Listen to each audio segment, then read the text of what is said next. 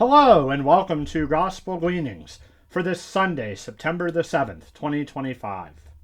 My brothers and sisters, on this 23rd Sunday in Ordinary Time, we hear from the Gospel of Luke, chapter 14, verses 25 through 33.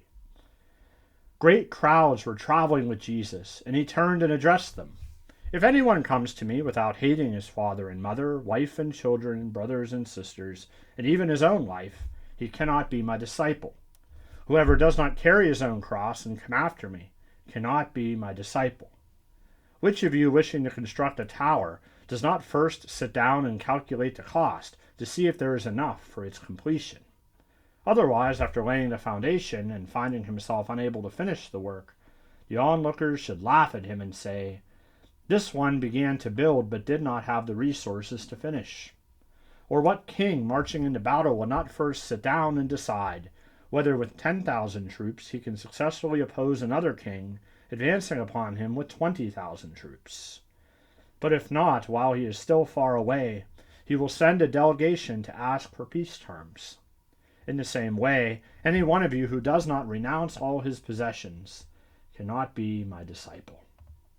My brothers and sisters, our gospel this weekend presents one of Jesus' most challenging teachings, a bold call to radical discipleship. As large crowds follow him, Jesus turns and speaks not words of comfort, but of cost, commitment, and surrender. Jesus says, if anyone comes to me without hating his father and mother, even his own life, he cannot be my disciple. And this, my friends, isn't literal hatred. It's a Semitic expression meaning to prefer less. Christ must come first, even before family, comfort, or self-preservation. Discipleship demands a reordering of our loves, where God is at the center and all else flow from him. Jesus, therefore, is not asking for emotional rejection of family, but for total allegiance to him, even when it costs us dearly. So to follow Jesus means to carry our cross, not just once, but daily.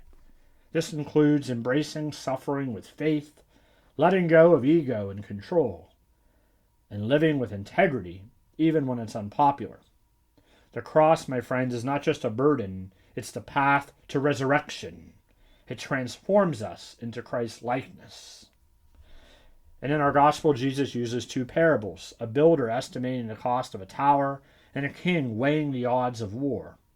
Both emphasize prudence and intentionality. Faith is not impulsive enthusiasm, my friends. It's a lifelong commitment.